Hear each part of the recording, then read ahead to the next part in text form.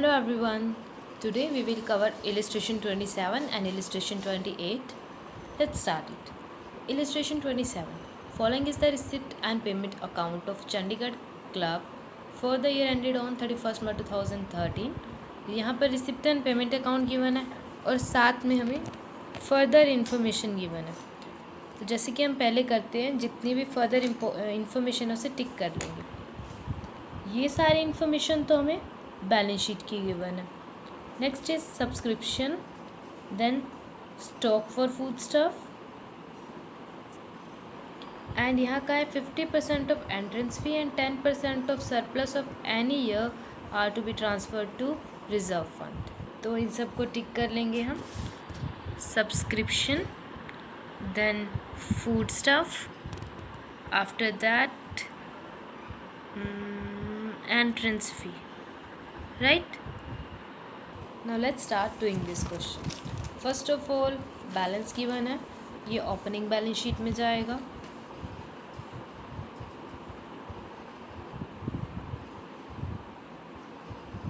Current account and the second one is deposit account.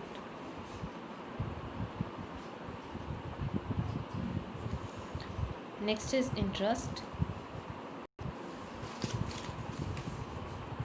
Income and expenditure account में दिखाएंगे। Next is subscription, by subscription हमें क्या given है information, received की, कितना रिसीव हुआ 12,500। We are making the accounts on 31st March 2013 and हमें इस ईयर 12,500 का सब्सक्रिप्शन रिसीव हुआ है, जिसमें से 800 रिसीव हुआ है 2011 to 12 ईयर का। इट मीन्स प्रीवियस ईयर का। प्रीवियस ईयर का हमें अब रिसीव हो रहा है, वो क्या करेंगे, less received for 2011 and 12 that amounted to 800।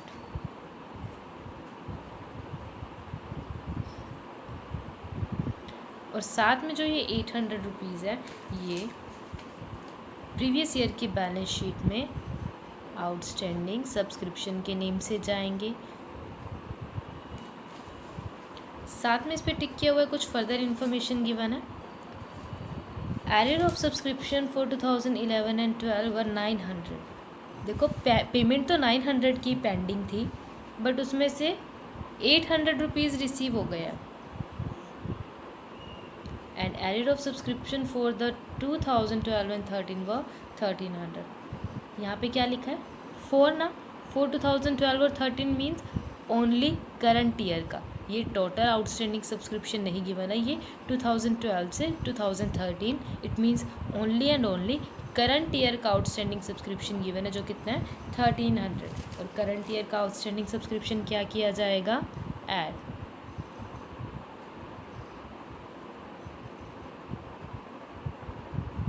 It amounted to 1300, we will add that amount।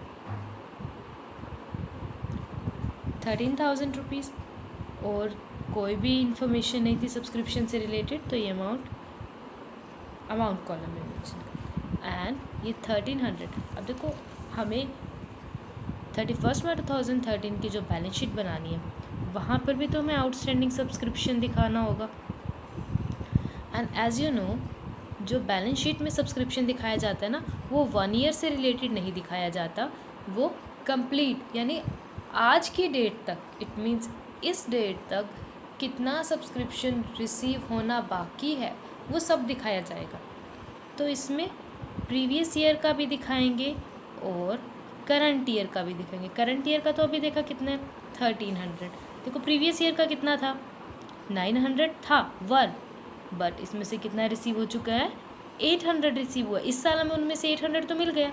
तो आज की डेट में पिछले साल वाला आउटस्टैंडिंग कितना होगा, 100, और टोटल आउटस्टैंडिंग कितना होगा, 1400। It means subscription outstanding as on 31st March 2013 इज 1400। Next is profit on entertainment 1500।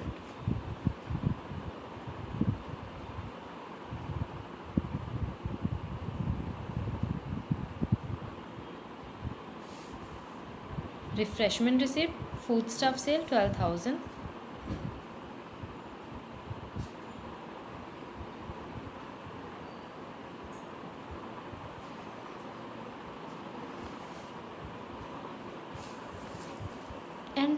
Entrance fee को टिक किया हुआ है, क्यों? क्योंकि जो 50% एंट्रेंस फ़ी है उसे कहाँ ट्रांसफ़र करना है? Reserve fund. तो हम इनकम में जो एंट्रेंस फ़ी लिखेंगे वो कितनी लिखेंगे?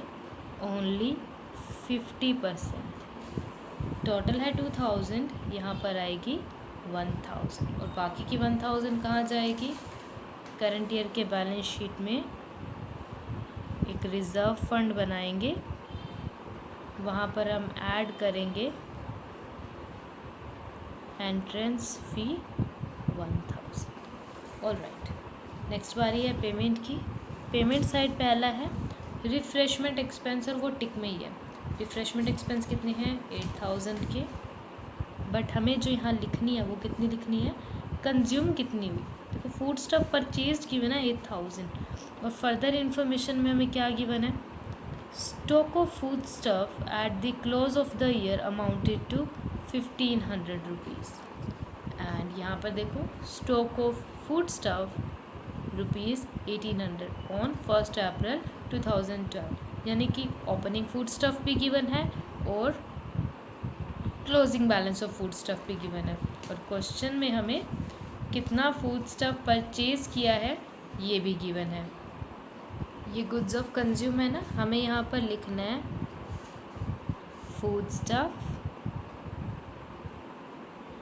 कंज्यूम्ड। क्वेश्चन में क्या गिवन है? सीधा परचेज गिवन है ना, परचेज कितना किया, तो फिर इसमें दो ही एडजस्टमेंट करनी होती है, ओपनिंग स्टॉक ऐड और क्लोजिंग स्टॉक माइनस। बस ये दो एडजस्टमेंट करनी है। ओपनिंग स्टॉक है 1800 जिसे हम ऐड करेंगे और लेस करेंगे जो at the end of stock बच जाता है, दैट इज़ क्लोजिंग स्टॉक, और वो है 1500। फाइनल अमाउंट लिखेंगे अमाउंट कॉलम में, दैट इज़ 8300 रुपीज़। और इन्हें कहाँ दिखाएंगे हम? ओपनिंग जो स्टॉक का बैलेंस है वो ओपनिंग बैलेंस शीट में जाएगा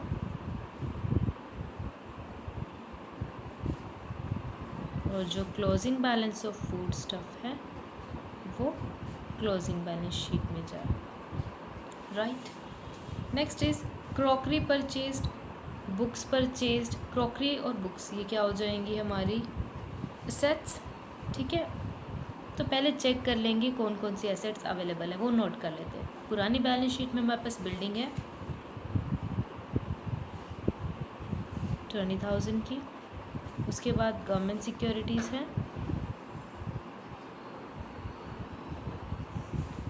10,000,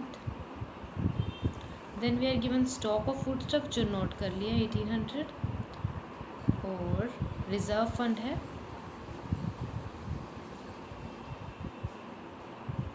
3500, राइट। यही रिजर्व फंड यहाँ जाएगा 3500। बाकी एसेट्स यहाँ ट्रांसफ़र होगी सारी, बट देखेंगे कि क्या कुछ चेंजेस तो नहीं हुए। जैसे कि हमने अभी क्या परचेज़ किया, क्रॉकरी, वो क्या हो जाएगी ऐसे। पहले कोई क्रॉकरी नहीं थी ना, अदरवाइज़ उसी में ऐड करते।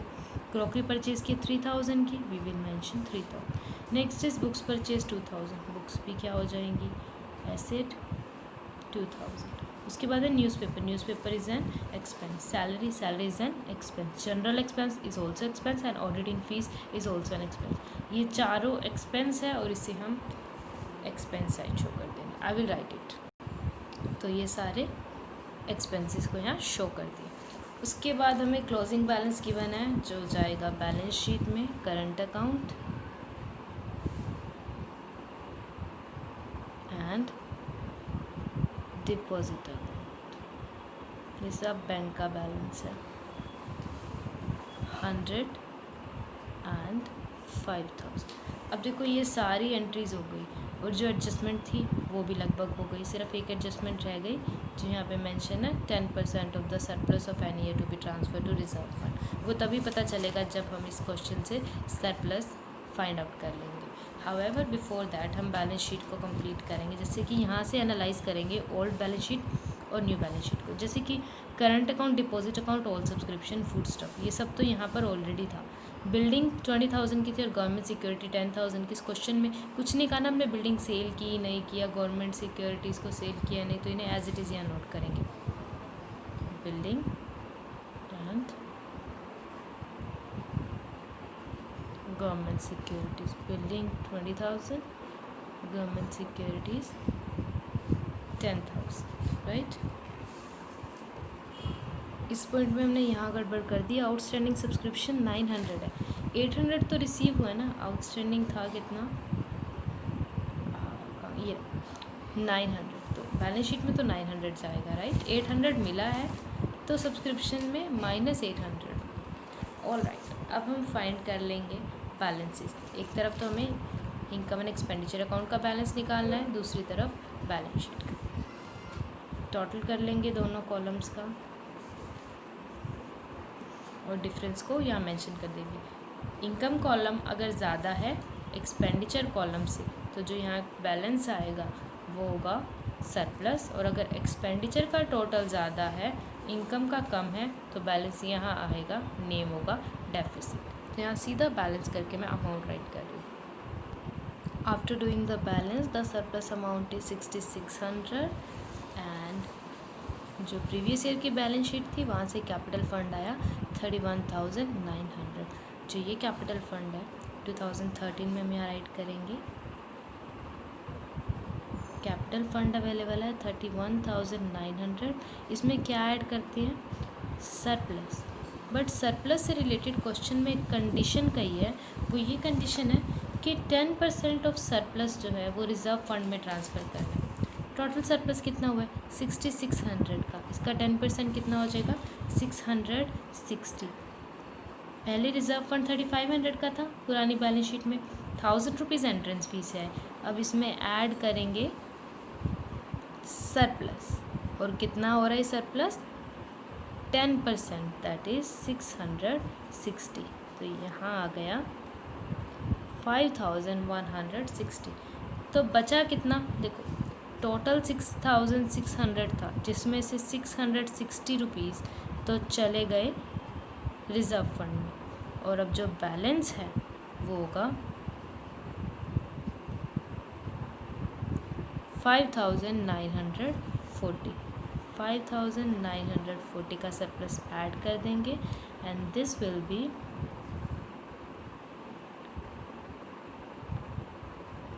our capital fund. Now we have to total both these columns to check the accuracy of our accounts. Now look at the illustration 28. बिल्कुल सिंपल इलिस्ट्रेशन है, बस इसमें जो दो बातें आपको ध्यान रखनी है वो है एक तो सब्सक्रिप्शन से रिलेटेड और सेकंड एफडी फिक्स डिपॉजिट से रिलेटेड। देखो यहाँ पर फिक्स डिपॉजिट खरीदी है 1 जुलाई 2015 को और 9% पर एनम की रेट से, है ना। तो अगर हम कैलकुलेट करें 1 जुलाई से 31 मार्च कितने हो गए 9 मंथ्स, तो 20,000 पर अगर हम 9 मंथ्स के अकॉर्डिंग 9% डेप्रिसिएशन फाइंड करें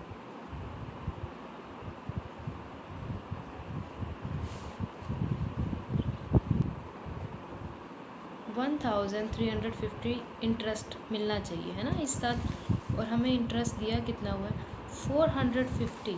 1,350 बनता है जिसमें से 400 दिया हुआ है, तो it means the difference is about 950। तो ये क्या है, दिस इज़ योर एक्रियर्ड इंटरेस्ट, मतलब ऐसा इंटरेस्ट जो अर्न कर चुके हैं बट रिसीव होना बाकी, it will be shown in asset side.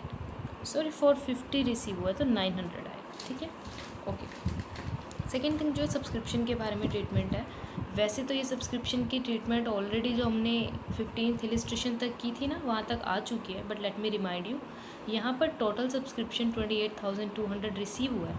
इसमें से लास्ट ईयर का अब जो रिसीव हो रहा है 1200 और एडवांस में रिसीव हुआ है 500, और एडजस्टमेंट में कहा है कि प्रीवियस ईयर आउटस्टैंडिंग था 2000 और एज ऑन 31 मार्च, और अब तक टोटल आउटस्टैंडिंग है 2500। माइंड यू यहाँ पर फॉर द ईयर नहीं लिखा, 2500 ये कंप्लीट ईयर का है, अब तक का है, मतलब जब इस डेट तक का कितना आउटस्टैंडिंग है। तो सकते हैं सब्सक्रिप्शन कैलकुलेट करते हुए। हम अमाउंट लेंगे 26,500। ये वो अमाउंट है जो इसी ईयर की है और इसी ईयर का ही रिसीव हुआ है। तो अगर हम स्टार्ट करते हैं 26,500 से, तो हमें इन दो अमाउंट की एडजस्टमेंट करने की ज़रूरत ही नहीं है, क्योंकि इन तीनों का टोटल 28,200 है ना। तो आपको ना तो ये एडवांस वाली अमाउंट माइनस करने की ज़रूरत है, ना ही लास्ट ईयर के आउटस्टैंडिंग को ट्रीट करने की ज़रूरत है।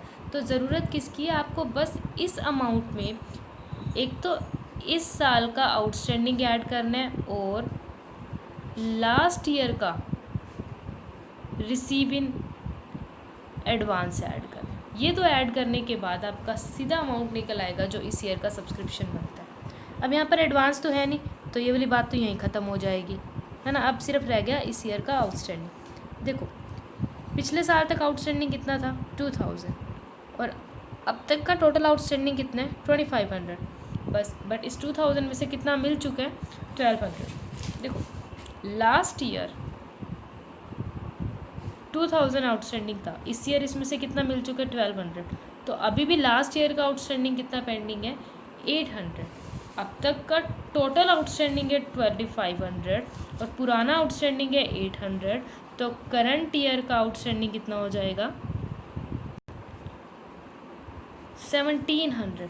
तो इसमें ऐड कर देंगे 1700। Okay, so that's it for today. I hope you understood today's lecture. In case of any doubt, you can contact me. As a homework, you have to complete practical question 27 and 28. Thank you.